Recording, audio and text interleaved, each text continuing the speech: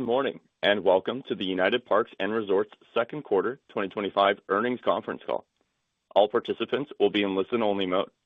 Should you need assistance, please signal a conference specialist by pressing the star key followed by 0.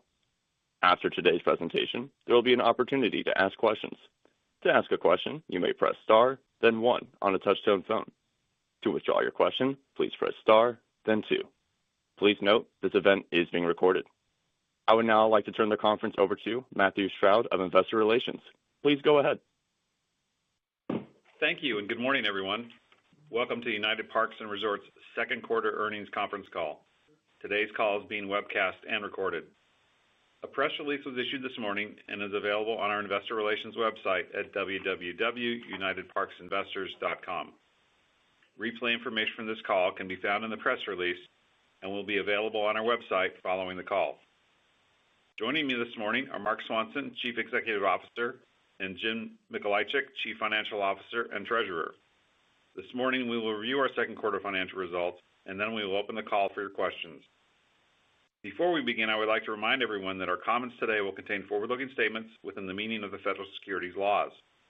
These statements are subject to a number of risks and uncertainties that could cause actual results to be materially different from those forward-looking statements, including those identified in the Risk Factors section of our annual report on Form 10-K and quarterly reports on Form 10-Q filed with the Securities and Exchange Commission. These risk factors may be updated from time to time and will be included in our filings with the SEC that are available on our website. We undertake no obligation to update any forward-looking statements. In addition, on the call, we may reference non-GAAP financial measures and other financial metrics such as adjusted EBITDA and free cash flow. More information regarding our forward-looking statements and reconciliations of non-GAAP measures to the most comparable GAAP measure is included in our earnings release available on our website and can also be found in our filings with the SEC. Now, I would like to turn the call over to our Chief Executive Officer, Marc Swanson. Marc? Thank you, Matthew. Good morning, everyone, and thank you for joining us. We are pleased to have grown attendance in the second quarter, despite experiencing amongst the worst weather we have ever experienced in the second quarter. Despite those headwinds, we saw an increase in international and group visitation compared to the prior year in the second quarter. Additionally, we saw an increase in attendance at all of our Orlando parks, including SeaWorld Orlando, Aquatica Orlando, and Discovery Cove. Looking forward, we continue to be encouraged by the forward booking trends we are seeing in our group business and at our Discovery Cove property, both of which are up mid to high single digits for the remainder of the year. While it's early, the 2026 bookings are also showing very strong trends in both areas as well. We are excited about the remaining lineup of events as we wrap up the summer, including Bands Brew and Barbecue at SeaWorld Orlando, Summer Spectacular at SeaWorld San Diego, Red, White, and Barbecue at SeaWorld San Antonio, and Beer Fest, Brews, and Barbecue at both Busch Gardens Tampa Bay and Busch Gardens Williamsburg over the next few weeks. Later in September, we'll start our popular Halloween events, which will run through October, and be followed by our Christmas events in November and December. These special events continue to grow in popularity, and we expect this year's events to be among our biggest ever. Early forward booking ticket sales for our Howl-O-Scream events across our parks are running ahead of prior year. I want to thank all of our ambassadors for their hard work and dedicated efforts to make these things happen. I'm also happy to announce that our board has approved a new $500 million share repurchase program, subject to approval by a majority of the non-Hill Path stockholders. We intend to file preliminary proxy materials for a special meeting of stockholders within the coming days and expect to have the vote within the next 30 days. With our strong balance sheet and significant free cash flow generation, we are excited to be able to take advantage of what we believe to be a very attractive opportunity to invest in the shares of our own company via a share repurchase and return capital to our stockholders. The board and the company strongly believe our shares are materially undervalued. As we have expressed in the past, we have significant confidence in our business, our prospects, and the value of our assets, and we believe any reasonable way you look at it, we feel we are materially undervalued and that there's meaningful upside opportunity in our current share price. Our balance sheet continues to be strong. Our June 30th, 2025 net total leverage ratio is 3.0 times, and we had approximately $883 million of total available liquidity, including approximately $194 million of cash on the balance sheet. As a reminder, we generate a majority of our cash flow in our peak summer season, stretching over the second and third quarters. This strong balance sheet gives us the flexibility to continue to invest in and grow our business and to opportunistically allocate capital with the goal to maximize long-term value for shareholders. On cost, we're a little disappointed and probably could have and should have done a better job of proactively managing some of our park labor and operating expenses in the face of poor weather that impacted demand. We have tightened and improved our processes and added additional resources to help manage these areas better in the future. There are other areas of the P&L that we have opportunities to manage better also. In light of this, we are implementing an additional cost reduction plan that we expect will reduce up to $15 million of cost in the second half of the year. On Orlando, there has been considerable interest from you all on the opening of Universal's new Epic Universe theme park this year in Orlando and a potential impact on demand at our SeaWorld park in Orlando. As we and some of our other competitors have consistently communicated, we welcome investment in the Orlando market, and we believe more high-quality investment is good for the overall market and good for our business. As you know, over the past 50 years since we arrived in Orlando, there has been significant investment in the market, which has driven more and more visitors and residents to this highly attractive market. Today, Orlando is the most visited city in America and amongst the top most visited cities in the world. We benefit substantially from the strategic position in this market. As you know, for competitive and other reasons, we do not normally share individual park performance information. However, in the spirit of hopefully giving clarity and some conclusion to this open question, I will share with you all that, as expected, our attendance at our SeaWorld Orlando Park has been up in attendance since Epic opened on May 22nd. It was up for the full second quarter, and it was up if you measured from the date Epic opened through the end of the second quarter. It continues to be up quarter to date in the third quarter through August 6th on a day-to-day basis, and we expect attendance for the remainder of the year at this park to be up as well. We hope this provides helpful context for you all. We have great respect for our competitors in Orlando. We welcome increased investment from them, and we are very happy to be a major operator in this market, benefiting from its growth and vibrancy. We hope we really don't have to discuss this topic again, and we do not plan to make it a normal practice to discuss individual park performance information in the future.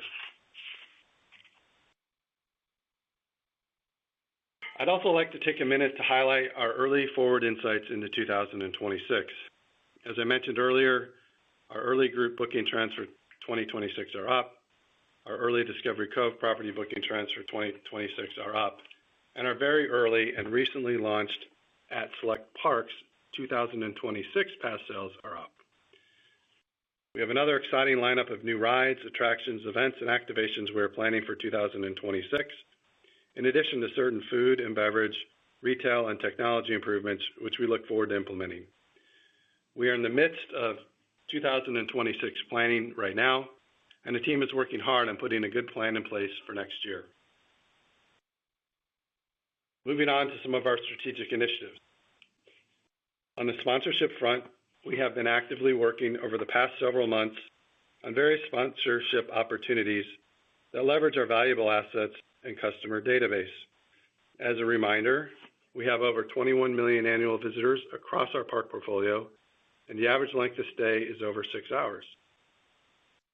We have secured agreements with a number of partners across our parks and continue to work through a pipeline of other potential opportunities.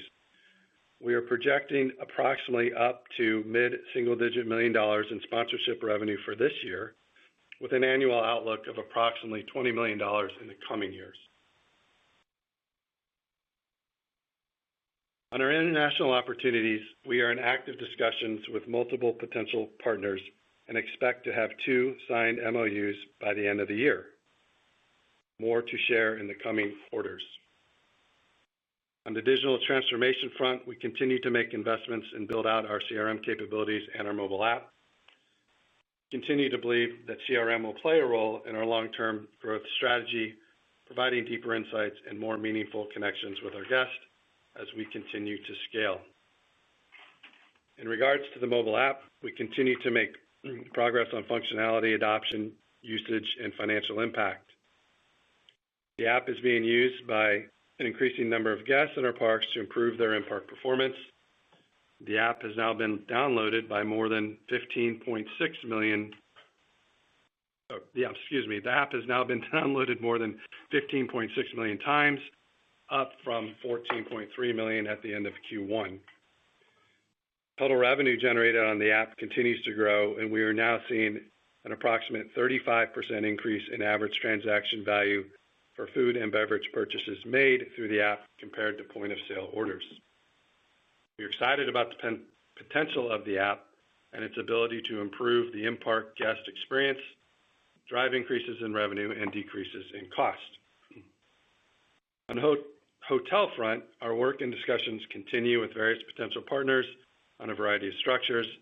As we have discussed previously, we continue to be excited about opportunities to monetize a portion of our substantial and valuable unused land holdings and have hotels integrated into our properties. On real estate more generally, as we have discussed, we own over 2,000 acres of valuable real estate in desirable locations, including approximately 400 acres of undeveloped land adjacent to our parks, including significant developable land in Orlando. We do not believe that the public markets have or are appropriately giving credit to these attractive and valuable 100% owned real estate assets. On IP partnerships, we continue our discussions with various partners to bring globally recognized IP to our parks via new rides, attractions, and or other exciting activations. I'm excited about the significant investments we are making and the many initiatives we have underway across our business that we expect will improve guest experience, allow us to generate more revenue, and make us a more efficient and more profitable enterprise. We are building an even stronger and more resilient business that we are confident over time will deliver improved operational and financial results and meaningful increases in value for stakeholders. With that, Jim will discuss our financial results in more detail. Jim? Thank you, Mark, and good morning, everyone.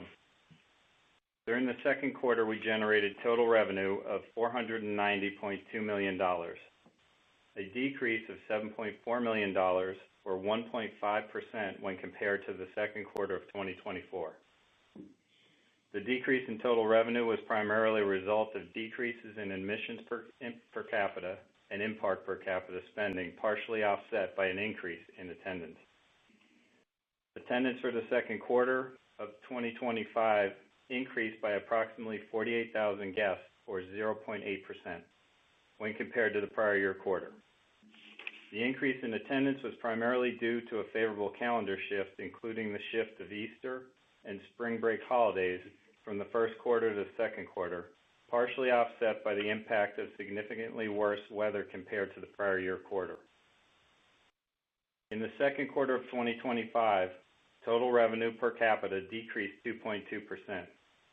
Admission per capita decreased 3.9%, and in-park per capita spending decreased 0.4%. Admission per capita decreased primarily due to lower realized pricing on certain admission products when compared to the prior year quarter. Operating expenses increased $14.6 million, or 7.7%, when compared to the second quarter of 2024. The increase in operating expenses is primarily due to a $9.6 million increase in non-cash self-insurance adjustment compared to the second quarter of 2024. Selling, general, and administrative expenses increased $0.6 million, or 1% compared to the second quarter of 2024.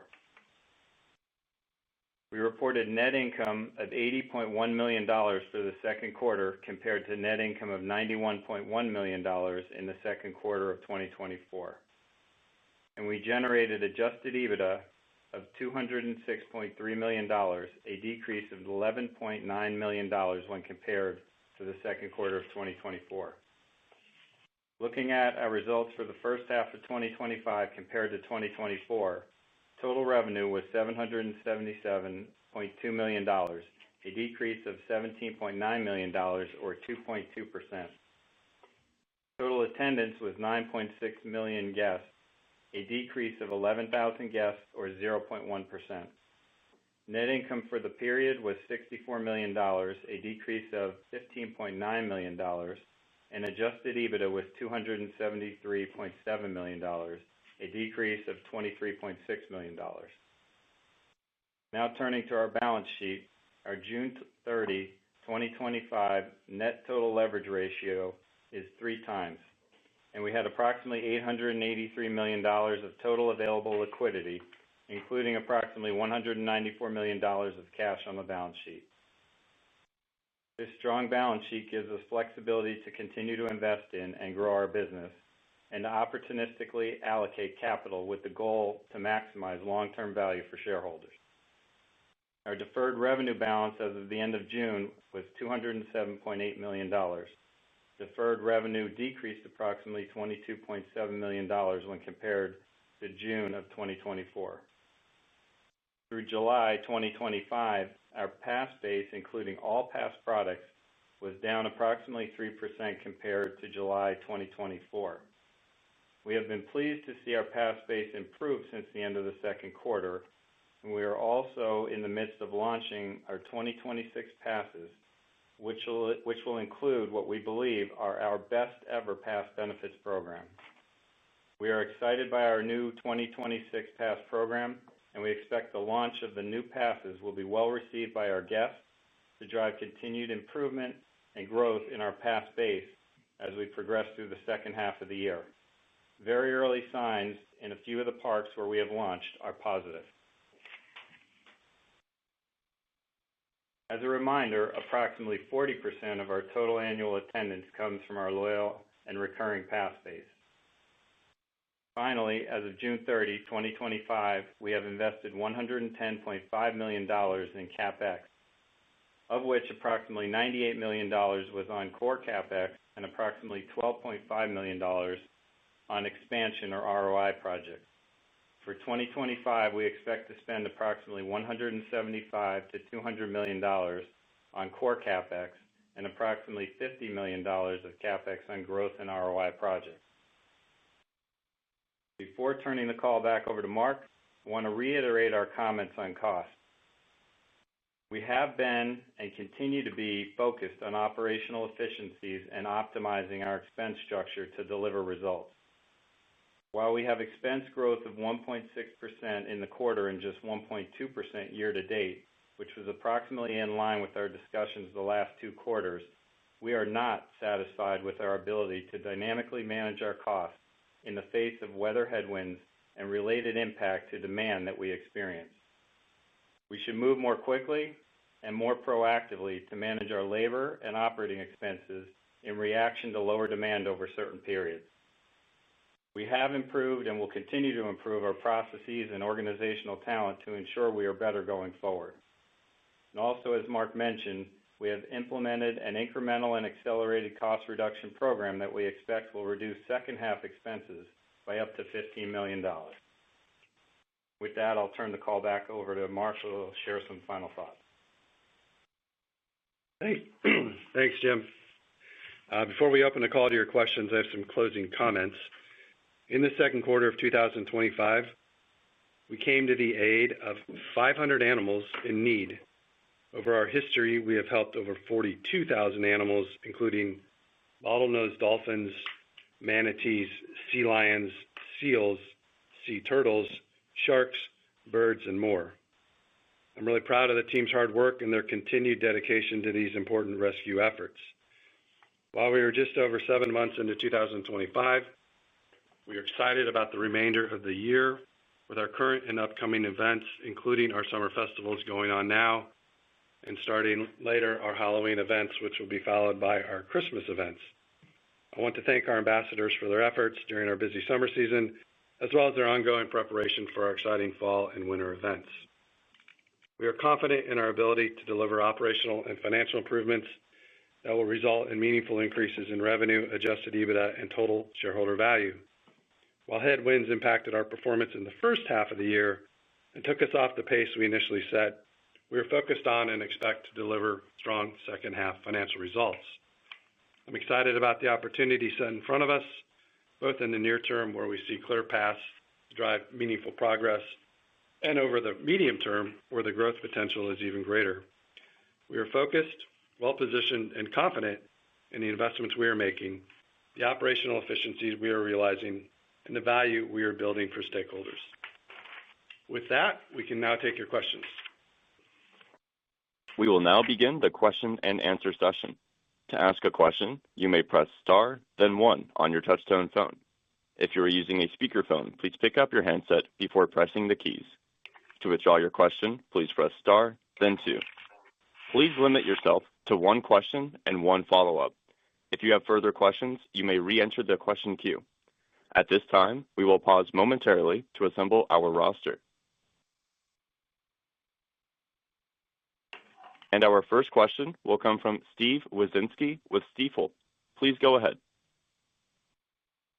Yeah, hey guys, good morning. So Mark, you gave us a lot of color around the Epic opening, and it sounds like visitation into the Orlando parks continues to be up year over year, even through July, which I think is probably a little bit surprising to some folks. But I guess my question is, did you guys do anything to maybe drive that visitation? Meaning, if I look at your costs in the second quarter, they were obviously a little bit higher than we were expecting. Some of that sounds like it was from you guys not being aggressive enough around labor tied to weather. But wondering if you guys were a little bit more aggressive on the marketing side of things to kind of drive that visitation into the Orlando parks to help maybe offset some of the impact from Epic. Yeah, hey Steve, I can take that question, and just to make one quick comment. I mean, I said the attendance was actually through yesterday. It was up at SeaWorld Orlando for the quarter to date on a day-to-day basis. So that's through August 6th. But as far as like what we did, obviously we were well aware Epic was coming. And I think you can imagine that we do look at our marketing and make certain adjustments and tweaks to that in response to things we know that are coming. So, I would agree with you that probably put a little more emphasis than maybe normal on that. And then obviously we had some weather impacts in the second quarter where we had to be a little more promotional than we would probably normally like to be. Can't wait around for the weather to get better. So that drove some promotions as well, kind of across the company. Okay, gotcha. And then, Mark, I want to ask about deferred revenues, which are down about 10% year over year, and I'm just trying to square that up with your commentary around forward indicators in terms of group bookings, Discovery Cove bookings. That you said have been pretty solid, I think, all the way out through early into 2026. So just trying to understand, maybe why that deferred is down so much. Maybe that is some pricing pressure around past products. Just trying to understand and square that away a little bit better. Thanks. Yeah, on the deferred revenue, I mean, there's a number of factors as Jim mentioned, but certainly you have the different mix of products in that bucket. So whether it's the type of pass that people acquire or anything like that can have an impact on that. We're obviously have sold less passes than we'd like, with the pass space being down. That did get a little bit better, as Jim mentioned, in July. And then you have this dynamic of people that have passes over time, after a year, they cycle out of deferred revenue. So there's a variety of factors. Certainly, some of the promotions that we had to do around the weather had an impact as well, and we'll have to kind of live with those for a little while till they cycle through. But I think the point we were trying to make a little bit is, while the deferred revenue's down, like you noted for the quarter, we do see good indicators in Discovery Cove and in group bookings and the Howl-O-Scream sales as well. So those give us some confidence that at least is headed in the right direction, and then pass sales did get a little better in July as well. You have to also remember that there is some roll-off to month. So we have experienced the month-to-month roll-off, and we do continue to have pass visitation has continued to range in kind of that 40% range for us historically. So that's been pretty steady. So between that and what Mark said about the past sales and what we have queued up for next year, I think we're in a good spot. Thank you. Our next question will come from James Hardiman with Citigroup. Please go ahead. Hey, good morning. To Steve's question, I think you mentioned maybe a little bit more marketing given the Epic opening. I wanted to ask about per caps, specifically admissions per caps being down 4%. I doubt you're going to share this number, but you've given us a lot of info on Orlando. Care to share what the Orlando per caps look like? But ultimately, the question is, have you gotten more aggressive in Orlando given that Epic opening? Yeah. Hey, James, I can take that question. So yeah, I'm not gonna break out the per caps by park. I mean, I think attendance is a good metric. I can tell you, revenue for the second quarter was positive at SeaWorld Orlando. So you can read into that what you'd like. But clearly, with the weather we had really kind of coming out of May or around Memorial Day and into June, we had to be more promotional than we'd like, and that's being smart though. We have to react to these situations. Can't wait for weather to get better. So that puts some pressure on those per caps. Not only in Orlando, but across the company.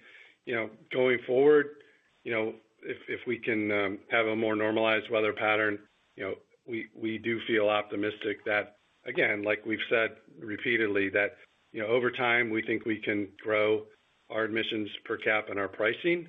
We're always going to defer though to driving more total revenue.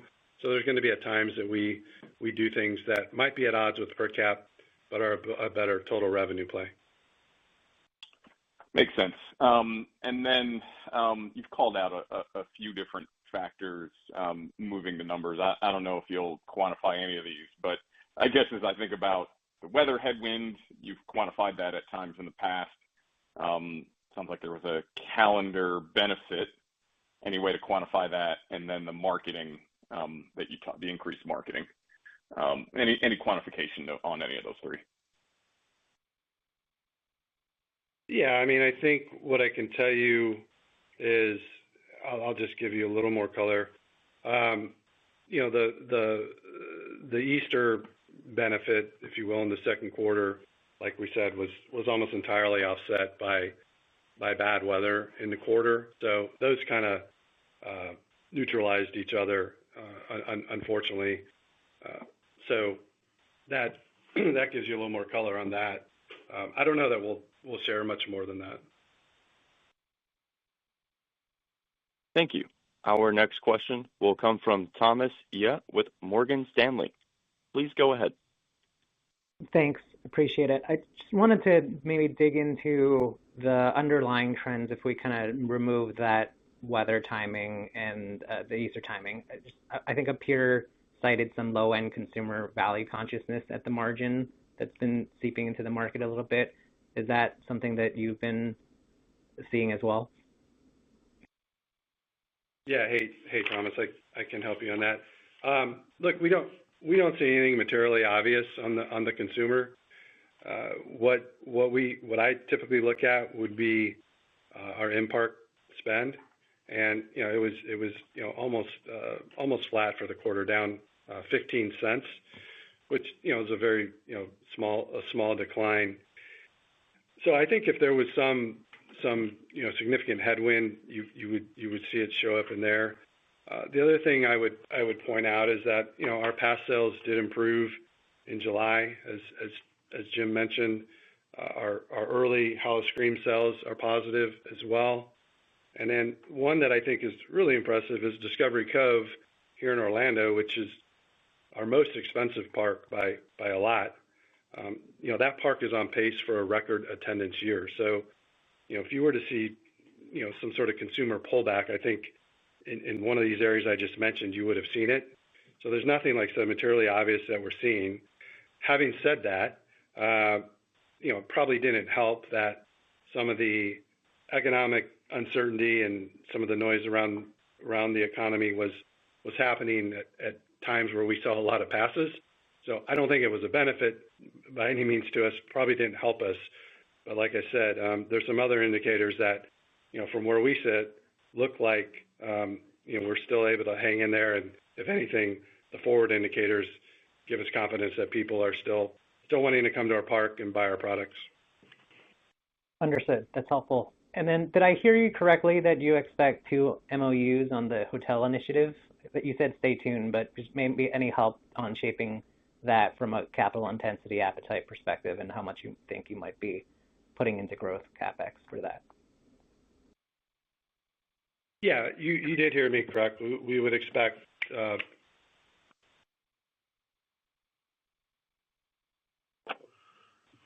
sorry, Thomas, did you say hotels or MOUs? I'm sorry. I thought you're asking about MOUs, right? I was asking about the MOUs and then just also on the hotel initiative, whether or not there's any expectation on. Yeah. Okay. So you heard me correctly on the MOUs. I said we would expect to sign 2 of those, right? And that is related to international, opportunities. And I think you can expect, probably something, in line with how we did Abu Dhabi from a capital light standpoint. On the hotels, I don't have anything more specific to share with you on as far as how that may or may not impact our capital spending. Obviously, there's a variety of structures you could look at, a variety of ways you could structure those things. I think you're obviously familiar with the makeup of our board and the folks on our board and the private equity component of having HillPath on our board. And they're obviously very involved in the business and certainly very involved in the hotel discussions and what that may or may not ultimately look like. Thank you. Our next question will come from Lizzie Dove with Goldman Sachs. Please go ahead. Hi there. Thanks for taking the question.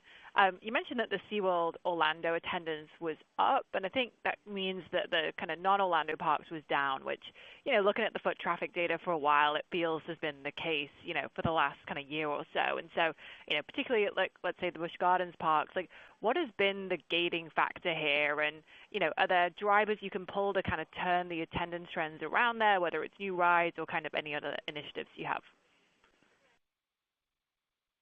Yeah, I can take that question. So, look, I think we have to do a better job and have more opportunity, certainly in like Busch Gardens, Tampa, for example. And there's a variety of reasons, some of which obviously has been the weather in that area. We had a pretty meaningful hurricane impact in that park last year.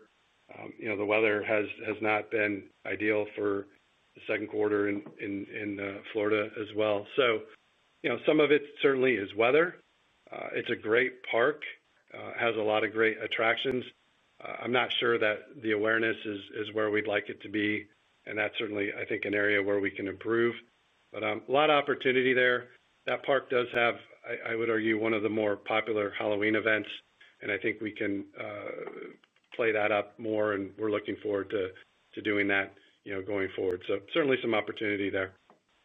Great. And then just as a follow-up, obviously not referring to record EBITDA for this year anymore, and you mentioned in the release, meaningful increases in revenue and EBITDA. I'm not sure if that's like a this year comment specifically, or the rest of this year comment. And so curious just now, like what's changed in terms of any expectations for the second half specifically, and what you're kind of factoring in, assumptions around how attendance can trend, per caps, costs. That'd be super helpful. Thanks. Yeah. Look, I think my general comment on the ability to grow is kind of something we talk about every quarter, and that's meant to be more over time and how we think about things. And then I did have a specific comment, obviously on the second half. So the way we kind of think about the second half is, like I said, the quarter to date attendance through August 6th, if you look on a day-to-day basis for the company, is slightly positive for the quarter. So we had I'd say a challenging July with the shift of the 4th of July from a Thursday to a Friday. What we could clearly see is that one day shift essentially was almost like losing a holiday day. I think last year a lot of people had a 4-day weekend. This year it was a 3-day weekend. So that had an impact on us. We also had some challenging weather in some of our markets over the 4th of July. And then, the rest of July had some positives and some negatives, but ended up being down and not something we liked. But then we've made that attendance up here in August. And so that's good that we've made up that lost July attendance here in August. Some of that is we have some better weather comparisons, but sitting here today, like I said, quarter to date through yesterday, we're slightly positive on a day-to-day basis in attendance. And we still have big weekends ahead of us, still have the conclusion of our events to wrap up the summer, and then we'll start our Halloween events, which generally have been pretty popular over the years, and then we'll move into Christmas. A couple other things, pass sales improved in July, as you heard Jim talk about. Howl-O-Scream ticket sales for the separately ticketed event are positive. We like our Halloween event, so that's good to see that. The Discovery Cove and group bookings are positive for the rest of the year. And then obviously we know we have some pretty meaningful weather benefits ahead of us, especially around the hurricanes that we had last year that were more in end of Q3 and into Q4. Now, obviously, part of our assumption is that we're going to have better or improved weather than last year. So hopefully we won't have the type of hurricanes we had last year. But, our assumption would be the weather normalizes and we pick up some, pretty meaningful attendance from not having such a significant hurricane impact as last year. And then we've got to execute on the cost plan that Jim and I both spoke about. And so we're focused and, on executing on that plan. And I think the other thing we have to see is improvement in our admissions per cap. And again, some of the really early indicators on sales, I think it's, at least headed in the right direction. Still negative, I think, for the quarter right now, but it appears to be moving in the right direction. And that'll be something that, we have to see continue to improve. And then obviously another assumption would be getting our in-park per cap back to positive. The one thing I'll kind of leave you with, kind of a long answer, but I do think historically, the Halloween and Christmas seasons are distinct and separate in many ways from the summer. So just because you had to maybe do things in the summer, whether it was, reacting to weather with certain promotions and things like that, I don't know that you necessarily have to repeat that or would be expected to repeat that into the fall and winter. It's almost like you're resetting kind of the business, and we're resetting, I think, into what traditionally has been a strength of ours with our Halloween and Christmas events. So putting that all together, that's kind of how we think about the second half of the year.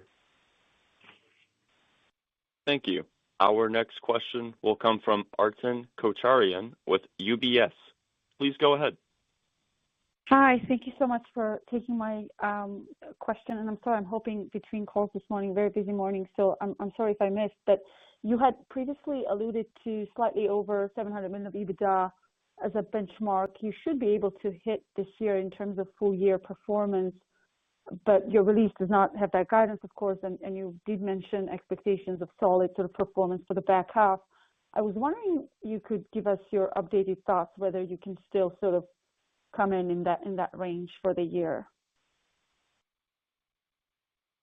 Yeah, hey, it's Mark. I don't know if you just kind of caught my answer I gave Lizzie, but we're not guiding to anything, but I did walk you through kind of the ins and outs of how we think about things. I can do that maybe quickly again if you'd like, but obviously our attendance on day-to-day basis through yesterday is slightly positive quarter to date. Like I said, we were down in July. We made that up here to start August, and again the shift to 4th of July was a negative for us. The weather around 4th of July in some of our markets was a negative. We're getting the benefit here in August of some better weather relative to last year. So kind of where we sit today, our attendance is slightly positive. So that kind of then hopefully kind of sets us up for some big weekends still ahead of us in August and into Labor Day. Then our Halloween events starting as well, and then eventually our Christmas events, which traditionally have been, like I said, stronger events for us and have a fair amount of popularity to them. Our Hollow Scream ticket sales for the parks where it's separately ticketed, those are positive to date, so that's good. Our Discovery Cove and group bookings are also positive for the rest of the year, and then we'll have, we would expect to have meaningful weather benefit in late Q3 into Q4 with the hurricanes, I guess, but especially Hurricane Milton that we had last year. So, one caveat would be assuming we don't have any big hurricanes, we would expect to hopefully pick up just with improved weather alone. We have to execute on the cost savings that Jim and I talked about, and we're focused and have a plan to try to deliver on those cost savings. And then we need to see, I think, improvement in admissions per cap and in-park per cap. And again, there's some signs that they're heading the right direction. Still negative for the quarter to date. It looks like those are still preliminary numbers, but I think moving in the right direction. And the point I was really trying to wrap up with was that I think you have an opportunity here with summer concluding. You kind of reset the business and you move into a different phase of the business with Halloween and Christmas that traditionally, I would argue, has been one of our stronger parts of the year. If you look at the growth in Halloween, the growth in Christmas, that's certainly been something that we've been able to take advantage of. And I'm confident that the product we have coming out this year is going to be as good as ever. And if we can just execute our plans, not have any really big weather impacts, I like the opportunity to have a better second half, obviously. Thank you. That's very helpful. Just a quick follow-up. Would you agree that folks that are actually showing up are spending less? There's this broader takeaway that the customer might be showing up but spending a little bit less. What patterns are you seeing? I mean, is there a difference between kind of different cohorts? And then on admissions per cap, that can vary, I understand, a bit depending on sort of pass mix and other things that you're doing to drive visitation. But in-park spend, you guys have historically done a pretty good job on that. Do you still expect that to be up for the year, just the in-park spend of per cap spend? Thanks. Well, we've had pretty good success with our in-park spend over the last many quarters, right? Until in this quarter we were slightly down. So I'm optimistic we can get those issues corrected, and we are moving into and ultimately get to a positive in park. We're moving into Halloween and Christmas, which have quite a bit of opportunity to drive in-park spend around them. So we'll have to see how we execute, but certainly, we were disappointed. We were a little negative in the quarter. Again, some of that was driven by having to be a little more promotional than we normally would like to be because of the weather. So I think we can hopefully get that corrected, and certainly that's one of the things we're focused on. Thank you.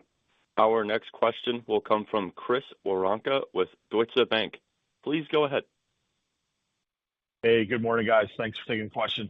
Um, Mark, you just kind of mentioned the Halloween and Christmas, and as you say, have greater awareness and maybe you're a little bit more unique, and also maybe a little bit more adult themed. So, the question is, have you guys historically, or can you almost, reverse engineer and kind of tie these fall and winter events into opportunities to sell people for summer? Is that already going on, or can it happen since summer tends to be a little bit more, I don't want to say commoditized, but a little bit more commoditized on a national level? Well, yeah, and you broke up a little bit, but I think what you were kind of asking was, is there opportunities to kind of leverage the popularity of Halloween and Christmas to maybe have a better summer, right? Is that kind of what you're asking, Chris?